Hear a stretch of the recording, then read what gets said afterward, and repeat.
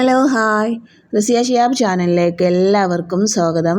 അപ്പോൾ ഇന്ന് നമ്മളിവിടെ ഉണ്ടാക്കിയിട്ടുള്ളത് ബേക്കറി കടകളിൽ നിന്നും കിട്ടുന്ന മുട്ട പപ്സിൻ്റെ അതേ രുചിയിൽ ഒരു മുട്ട പപ്സ് പോളാണ് ഇവിടെ ഉണ്ടാക്കിയിട്ടുള്ളത് കേട്ടോ. വളരെ പെർഫെക്റ്റായിട്ട് നമുക്ക് എല്ലാവർക്കും ഉണ്ടാക്കാൻ പറ്റിയിട്ടുള്ള ഒരു മുട്ടപ്പോള റെസിപ്പിയാണ്. അപ്പോൾ എല്ലാവരും ഇത് ട്രൈ ചെയ്യുക, ഫീഡ്ബാക്ക് അറിയിക്കുക. അപ്പോൾ വേഗം തന്നെ വീഡിയോയിലേക്ക് പോകാം. അപ്പോൾ അതിനായിട്ട് ഞാൻ ഇവിടെ ഒരു പാത്രം അടുപ്പത്ത് വെച്ചിട്ടുണ്ട്. അതിലേക്ക് കുറച്ച് ഓയിൽ ഒഴിച്ച് കൊടുക്കുന്നുണ്ട് കേട്ടോ. പാത്രം ഒന്ന് ചൂടായി കഴിയുമ്പോൾ കുറച്ച് ഓയിൽ ഒഴിച്ച് കൊടുക്കാം. ഇനി അതിലേക്ക് ഒരു 2 സവാള ചെറുതായി കൊത്തിയരിഞ്ഞ് ഇട്ട് കൊടുക്കുന്നുണ്ട്. അതിന് ശേഷം ഇതൊന്ന് മിക്സ് ചെയ്ത് കൊടുക്കാം. ഇനി ഇതിലേക്ക് ആവശ്യമായിട്ടുള്ളത് ഇഞ്ചി വെളുത്തുള്ളി പേസ്റ്റാണ് ഇതിലേക്ക് ചേർത്ത് കൊടുക്കുന്നത് കേട്ടോ. അതിൻ്റെ കൂടെ തന്നെ 1 ഇല്ലി കറിവേപ്പില ചെറുതായി കട്ട് ചെയ്ത് ഇട്ട് കൊടുക്കുന്നുണ്ട്. അതുപോലെ തന്നെ ഒരു വലിയ പച്ചമുളകും ചെറുതായി കട്ട് ചെയ്ത് ഇട്ട് കൊടുക്കുന്നുണ്ട്. ഇതിൻ്റെ കൂടെ ഒരു 1/4 ടീസ്പൂൺ ഉപ്പും ചേർത്ത് നന്നായി ഒന്ന് മിക്സ് ചെയ്ത് കൊടുക്കാം. അപ്പോൾ 2-3 മിനിറ്റ് ഇതൊന്ന് നല്ല രീതിയിലൊന്ന് മിക്സ് ചെയ്ത് കൊടുക്കണം. അതിന് ശേഷം ഇതിലേക്ക് കുറച്ച് മസാലകൾ ചേർത്ത് കൊടുക്കാം. അപ്പോൾ ആദ്യം തന്നെ ഞാൻ ഇവിടെ കുറച്ച് മല്ലിപ്പൊടിയാണ്, 1/4 ടീസ്പൂൺ മല്ലിപ്പൊടി, 1/4 ടീസ്പൂൺ മുളക് പൊടി, 1/4 ടീസ്പൂൺ മഞ്ഞൾപ്പൊടി, പിന്നെ ഇതിലേക്ക് ചേർത്ത് കൊടുക്കുന്നത് ഗരം മസാല ആണ് കേട്ടോ. അതുപോലെ തന്നെ കുരുമുളക് പൊടിയും ഗരം മസാലയും 1/4 ടീസ്പൂണോളം ചേർത്ത് കൊടുത്ത് നല്ല രീതിയിലൊന്ന് വീണ്ടും മിക്സ് ചെയ്ത് കൊടുക്കാം. മസാലകളുടെ ഒരു സ്മെല്ലൊക്കെ ഒന്ന് മാറി വരുന്നത് വരെ ഒന്ന് മിക്സ് ചെയ്ത് വഴറ്റിയെടുക്കാം കേട്ടോ.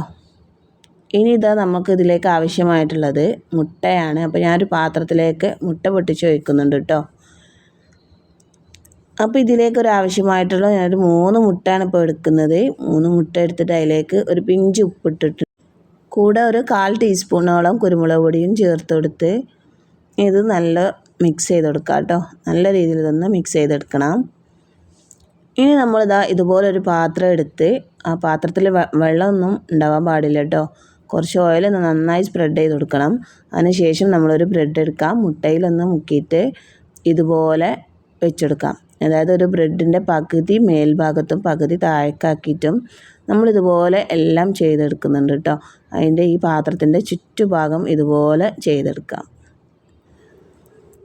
അപ്പോൾ ഞാൻ ആ ബ്രെഡെല്ലാം ഇതുപോലെ മുട്ടയിലൊന്ന് മുക്കിയിട്ട് എല്ലാ ഭാഗത്തും വെച്ചെടുക്കുന്നുണ്ട് കേട്ടോ.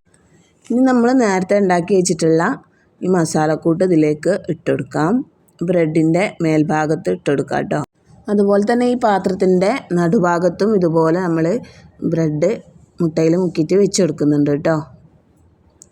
അതിന് ശേഷം നമ്മളിത് മൊത്തത്തിൽ ഈ ഫില്ലിങ്സ് ചേർത്ത് കൊടുക്കുകയാണ് ചെയ്യുന്നത്. അപ്പം ഞാനിത് അവിടെ ഉണ്ടാക്കിയിട്ടുള്ള എല്ലാ ഫില്ലിങ്സും ഇതിലേക്ക് വെച്ചെടുത്തിട്ടുണ്ട് കേട്ടോ. ഇനി ഇതിലേക്ക് ആവശ്യമായിട്ടുള്ളത് ഒരു 3 മുട്ട പുഴുങ്ങിയെടുത്തതാണ്. ഇത് ഒരു മുട്ട തന്നെ 4 ഭാഗമാക്കിയിട്ടാണ് എടുത്തിട്ടുള്ളത് കേട്ടോ.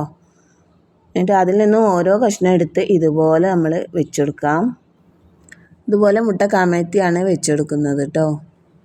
നമ്മുടെ ചാനൽ ആദ്യമായിട്ട് കാണുന്നവരാണെങ്കിൽ എന്തായാലും ഒന്ന് സബ്സ്ക്രൈബ് ചെയ്യണം കേട്ടോ. അപ്പോൾ ഞാനിത് അവിടെ മുഴുവൻ മുട്ടയും ഇതുപോലെ വെച്ചിട്ടുണ്ട്. അതിനുശേഷം ഇനി നമ്മൾ ബാക്കിയുള്ള മുട്ടയിൽ ഇതുപോലെ ബ്രെഡ് മുക്കിയെടുത്തിട്ട് വീണ്ടും വെച്ചെടുക്കാം. അപ്പോൾ എൻ്റെ മുട്ട തീർന്നിട്ടുണ്ട്. ഒരു മുട്ടയും കൂടെ ഞാൻ അതിലേക്ക് പൊട്ടിച്ചൊഴിക്കുന്നുണ്ട് കേട്ടോ. നമ്മൾ ആദ്യം എടുത്തത് 3 മുട്ട ആയിരുന്നു. അപ്പോൾ ഒരു മുട്ടയും കൂടെ ഞാനിതിലേക്ക് പൊട്ടിച്ച് ചേർത്തിട്ടുണ്ട് കേട്ടോ.